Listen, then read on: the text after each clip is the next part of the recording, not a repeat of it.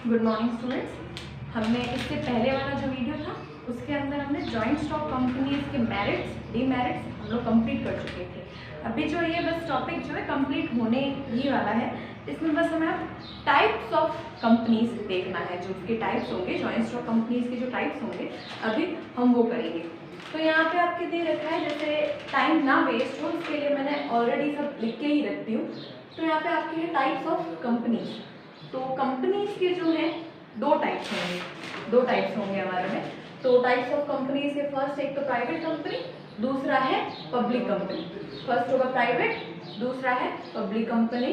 अब ये कौन सी प्राइवेट कौन सी पब्लिक, इनके सबके कैरेक्टर्स पे जो है वो डिपेंड करेगा। तो एक प्राइवेट कंपनी क्या होगी उसकी यहाँ पे आपको मीनिंग दे रखी है।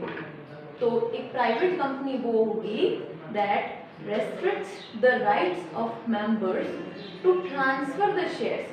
जैसा कि मैंने आपको बताया था, जो हमने फीचर्स देखे थे उसमें हमने ये देखा था कि जो कंपनीज होती हैं उनके जो शेयर्स हैं, जो ओनर होता है वो शेयर लेता है, शेयर खरीदता है, तब वो जो है शेयर होल्डर बनता है और कंपनी का ओनर बन जाता है। शेयर होल्डर कंपनी का ओनर होता है। तो बताया आपको ये था कि जो शेयर्स है उसको जब चाहो तब आप मार्केट में बेच सकते हो। जैसे अब आपको मेंबर बनना है तो आपने खरीद लिए शेयर्स, आप शेयर होल्डर बन गए। जब आपको लगता है कि अब मुझे मेंबर नहीं रहना है, मुझे पैसे की ज़रूरत है, तब आप उसको शेयर को मार्केट के अंदर बेच सकते हो। लेकिन वो कौन से शेयर्स को बेच सकते हो? जो पब्लिक कंपनी के होते हैं। प्राइवेट कंपनी आपको अलाउड नहीं करती। मतलब प्राइवेट कंपनी क्या करती है? Restricts the rights of members to transfer the share. आप जब चाहो तब मार्केट में इसको बेच के किसी और के नाम पे शेयर को ट्रांसफर नहीं कर सकते हो। समझ में आया? प्राइवेट कंपनी क्या करती है? रेस्ट्रिक्ट करती है आपके राइट को कि आप जो है अपना जो शेयर है उसको किसी और के ऊपर ट्रांसफर कर दो। ये आपके राइट को वो रेस्ट्रिक्ट कर देगी, रोकती है। तो restricts the rights of members to transfer the shares. समझ में आया? मतलब आप शेयर्स को इजीली जो है मार्केट के अंदर बेच नहीं सकते। दूसरा ये क्या बोलती है? Do not invite public to subscribe for securities. ठीक है, तो ये जब जैसे कंपनी स्टार्ट होनी होती है तब कोई भी कंपनी क्या करती है, जब उनको कैपिटल चाहिए होता है तो इनवाइट करती है लोगों को कि आप हमारे शेयर्स खरीदो, हमें पैसा दो और हमारे शेयर होल्डर बन जाओ। लेकिन प्राइवेट कंपनी ऐसा नहीं करती। उनके जो मेंबर्स होते हैं वो ऑलरेडी फिक्स्ड ही होते हैं कि कौन उनके शेयर बनेंगे, कौन उनके ओनर बनेंगे। वो क्या करती है? पब्लिक को इनवाइट नहीं करती अपनी सिक्योरिटीज को खरीदने के लिए। सिक्योरिटीज मीन्स ये शेयर्स, ये सब जो होते हैं वो। तो ये अपनी सिक्योरिटीज खरीदने के लिए जो जनरल पब्लिक है, मार्केट में जो जनरल पब्लिक है, उसको इन्वाइट नहीं करती। ये इन्वाइट भी नहीं करती और जिसने एक बार जो ओनर बन चुका है उसको इजीली मार्केट में शेयर बेचने भी नहीं देती। इसके बाद में ये दोनों इसके जो मेन है मीनिंग के फीचर्स यही है। Restricts the rights of member to transfer the shares, किसी को शेयर्स को ट्रांसफर करने नहीं देती। दूसरा है do not invite public to subscribe for securities, कि पब्लिक को आके और जो सिक्योरिटीज है उसको खरीदने के लिए, सब्सक्राइब करने के लिए इनविटेशन नहीं देती, इनवाइट नहीं करती, किसी भी तरीके की एडवर्टाइजमेंट भी नहीं करती कि आप हमारे शेयर्स ले लो। फिर इसके बाद में आगे आता है कि जो पब्लिक एक प्राइवेट कंपनी होती है, तो आपको पता कैसे चलेगा कि ये प्राइवेट कंपनी है? प्राइवेट कंपनी को क्या करना पड़ता है? Use of private limited in its name. उनको हमेशा ये जो होता है प्राइवेट लिमिटेड वर्ड जो है उनको अपने नाम के अंदर यूज करना ही होता है। आपने देखा होगा कि जो भी प्राइवेट कंपनी होती है उसके नाम के पीछे प्राइवेट लिमिटेड नाम लिखा हुआ होता है। तो ये उनके लिए बहुत जरूरी है कि वो अपने नाम के अंदर ये प्राइवेट लिमिटेड वर्ड को यूज करें ही करें। फिर इसके बाद में आ जाता है if contravenes any of this provisions then ceases to be a private company.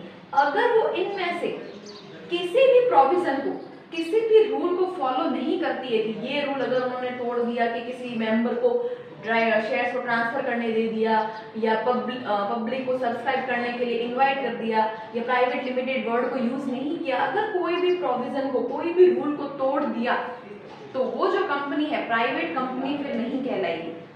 उससे ये हक छीन लिया जाएगा कि आप प्राइवेट कंपनी कहलाएं, और उसको जितने भी प्राइवेट कंपनी को जितने भी बेनिफिट्स मिलते हैं वो सारे बेनिफिट्स मिलने भी बंद हो जाएंगे। अब कौन कौन से प्राइवेट कंपनी को बेनिफिट्स मिलते हैं, ये जो इंट्रोडक्शन है ये हो जाए, उसके बाद में मैं आपको बताऊंगी। तो पहले हम अभी इतना ही समझते हैं कि प्राइवेट कंपनी क्या होती है, तो उसका मीनिंग क्या होगा, restricts the rights of member to transfer the shares, और फिर do not invite public to subscribe for securities. ये है इसका मीनिंग कि ये जो है मेंबर्स को शेयर्स को ट्रांसफर करने से भी रोक देती है और जनरल पब्लिक को शेयर्स खरीदने से भी रोक देती है। फिर इसके बाद में इसके जो है नाम में प्राइवेट लिमिटेड वर्ड यूज करना जरूरी है, और अगर इन सब में से कोई भी रूल को तोड़ दिया, प्रोविजन को नहीं माना, तो फिर उसके बाद में ये जो कंपनी है ये प्राइवेट कंपनी नहीं कहलाएगी, इसको प्राइवेट कंपनी कहलाने का हक जो है वो छीन लिया जाएगा। और अगर प्राइवेट कंपनी नहीं कहलाई तो प्राइवेट कंपनी को जितने भी बेनिफिट्स मिलते हैं, जितने भी प्रिविलेजेस मिलते हैं, वो सारे प्रिविलेजेस मिलने बंद हो जाएंगे। ठीक है, ये इतना हो गया है हमारे प्राइवेट कंपनी के बारे में। अभी हम देखते हैं पब्लिक कंपनी। तो पब्लिक कंपनी क्या होगा, मीनिंग क्या है पब्लिक कंपनी का, ये है मीनिंग। तो ये क्या है, a company which is not private company is a public company. बस इतना ही है इसका मीनिंग, कि जो कंपनी प्राइवेट कंपनी नहीं है वो पब्लिक कंपनी है। तो आपको पता ही है कि ना प्राइवेट कंपनी रेस्ट्रिक्ट करेगी राइट्स को, मतलब शेयर्स को बाजार में बेचने के लिए, मार्केट में बेचने के लिए। जो कंपनी रेस्ट्रिक्ट नहीं करती है, जो इजीली ट्रांसफर करने देती है शेयर्स, तो पब्लिक कंपनी हुई। और जो ये प्राइवेट कंपनी है वो इनवाइट नहीं करती है पब्लिक को, तो जो कंपनी इनवाइट करती है तो वो कौन हुई, पब्लिक कंपनी हुई। समझ में आया, मतलब जो कंपनी प्राइवेट कंपनी नहीं है, मतलब ये मीनिंग के दो चीजें जिसके अंदर नहीं आती है, वो कौन होगी, वो पब्लिक कंपनी होगी। तो a company which is not private company is public company. ये जो प्राइवेट कंपनी नहीं है वो कौन सी कंपनी होगी, पब्लिक कंपनी होगी। फिर इसके बाद में दूसरी चीज आपको बताइए कि जो मेंबर्स होते हैं एक पब्लिक कंपनी के लिए, कितने मेंबर्स चाहिए, मिनिमम 7 मेंबर्स चाहिए, मैक्सिमम की कोई लिमिट ही नहीं है। मेंबर्स जो है वो मिनिमम कितने चाहिए, 7, और मैक्सिमम की कोई लिमिट नहीं है। फिर इसके बाद में no restrictions on the transfer of securities. जैसे आपको बता दिया कि एक बार आपने शेयर्स खरीद लिए हैं, फिर उसके बाद में आप ठीक है, जब तक आपको उसमें से डिविडेंड चाहिए, प्रॉफिट मिल रहा है, इन्वेस्टमेंट आपको सही लग रहा है, तब तक ठीक है। फिर अब आपको लगता है कि मुझे शेयर की ज़रूरत नहीं है, मुझे थोड़ा इसमें से पैसे को कन्वर्ट करना है, तो इसके बाद में आप क्या करते हो, उसको मार्केट में इजीली जो है बेच सकते हैं। जो पब्लिक कंपनी के जो शेयर होता है उसको आप इजीली मार्केट में जाके बेच सकते हैं। तो यहाँ पे ये होता है। फिर इसके बाद में invite public to subscribe for securities. ये क्या करती है, जैसे जब कंपनी चालू होगी तो जो शेयर्स होंगे उसके लिए ये जनरल पब्लिक को इनवाइट करते हैं, कुछ भी एडवर्टाइजमेंट दे के या कोई नोटिस दे के, प्रॉस्पेक्टस को इशू करके, मतलब इस तरीके से जो है मतलब इनवाइट करेंगे जनरल पब्लिक को कि आप हमारे शेयर्स खरीदें, हमें पैसा दें, हमारा कैपिटल मिलेगा और आप हमारे शेयर होल्डर बने। इस तरीके से ये पब्लिक को इन्वाइट करती है टू सब्सक्राइब फॉर सिक्योरिटीज। फिर इसके बाद में use only limited in its name. ये क्या करती है, private company private limited word को यूज करती है, लेकिन जो पब्लिक कंपनी होगी वो सिर्फ लिमिटेड वर्ड को यूज करती है, वो प्राइवेट वर्ड यूज नहीं करती है। कौन सा वर्ड यूज करेगी अपने नाम में, सिर्फ use only limited in its name, सिर्फ लिमिटेड वर्ड को ही वो लोग यूज करते हैं। तो आपको इससे पता चल सकता है कि कौन सी कंपनी प्राइवेट होती है, कौन सी कंपनी पब्लिक होती है। जिस कंपनी के नाम में ओनली लिमिटेड वर्ड है तो वो है पब्लिक कंपनी, और जो कंपनी यूज करती है प्राइवेट लिमिटेड तो वो है प्राइवेट कंपनी। चलो ठीक है, अभी ये तो हो गया कि कौन प्राइवेट कंपनी और कौन है पब्लिक कंपनी। अब इसके बाद में जो है हम देखेंगे, जैसा कि आपको बताया कि प्राइवेट कंपनियों को कुछ बेनिफिट्स मिलते हैं, कुछ प्रिविलेजेस मिलते हैं। जो अगर प्राइवेट कंपनी है तो उसको ही मिलेंगे, अगर प्राइवेट कंपनी ने कोई रूल को फॉलो नहीं किया तो उससे छीन लिए जाएंगे। तो कौन से वो प्रिविलेजेस हैं, कौन से बेनिफिट्स हैं, तो वो अभी हम देखेंगे।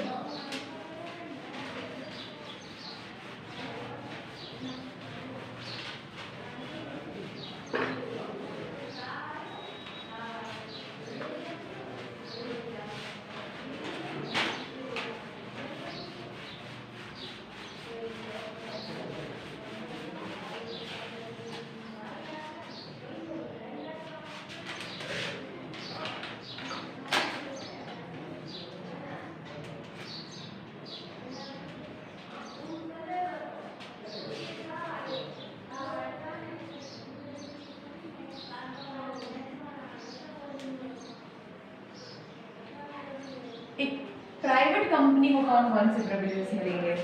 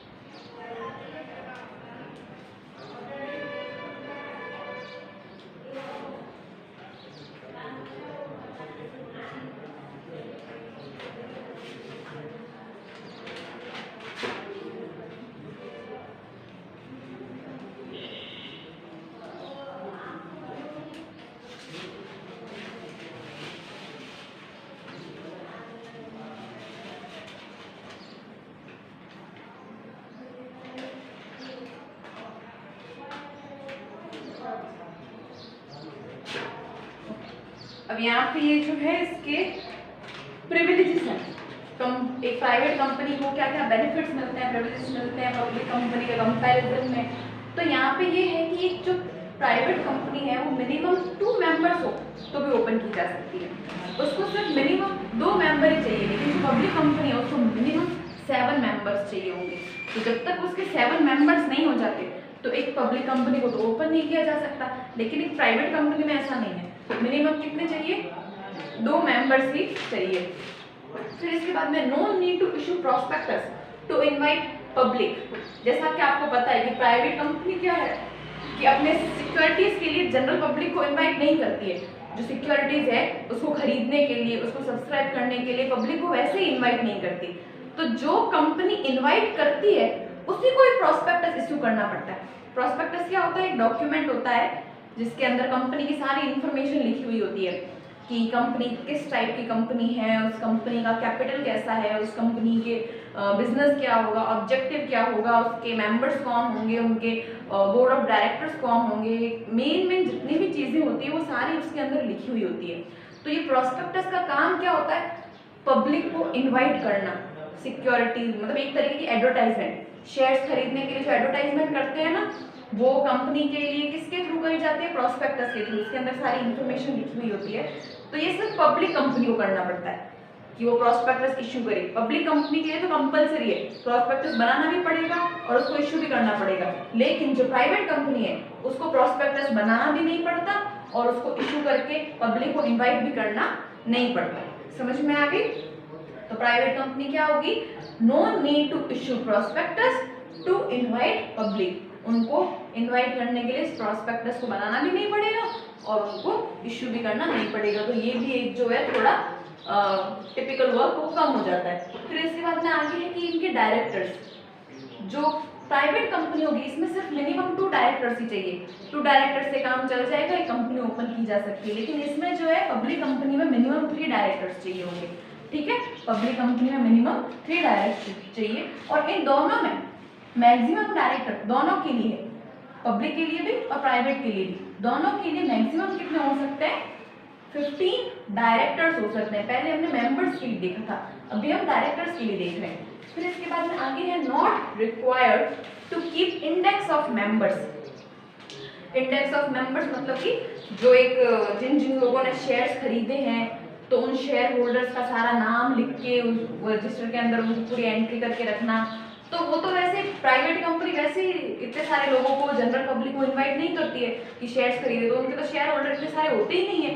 कि वो इतने उनका रिकॉर्ड रखना पड़े, तो इनको कोई ज़रूरत नहीं होती है। No required to keep index of members, members की पूरी इंडेक्स रखने की उनको कोई भी ज़रूरत नहीं होती है, क्योंकि ये लोगों को इन्वाइट ही नहीं करते हैं, इतने ज़्यादा लोगों को शेयर जाते ही नहीं है, इधर से उधर ट्रांसफ़र भी नहीं होते हैं, तो वो लोग क्यों इंडेक्स रखें। तो no need, not required to keep index of members. ये सारे जो है प्रिविलेज मिलते हैं, बेनिफिट्स होते हैं एक प्राइवेट कंपनी के पब्लिक कंपनी के कंपैरिजन में। तो कौन कौन से थे कि 2 मेंबर्स होते हैं, लेकिन पब्लिक कंपनी के मिनिमम 7 मेंबर्स होते हैं, मिनिमम। मैक्सिमम का आगे होता है, लेकिन ये मिनिमम की बात हो रही है। फिर इसके बाद में no need to issue prospectus to invite public, prospectus को इशू नहीं करना पड़ता। फिर इसके बाद में डायरेक्टर्स है, तो मिनिमम 2 डायरेक्टर्स और उसमें मिनिमम 3 डायरेक्टर्स, और मैक्सिमम दोनों के लिए 15 की लिमिट है। फिर इसके बाद में not required to keep index of members, index of members को रखने की जरूरत भी नहीं होती है। चलो यहाँ पे ये कंप्लीट। अब इसके आगे वाला जो टॉपिक होगा वो हम नेक्स्ट वीडियो में करेंगे।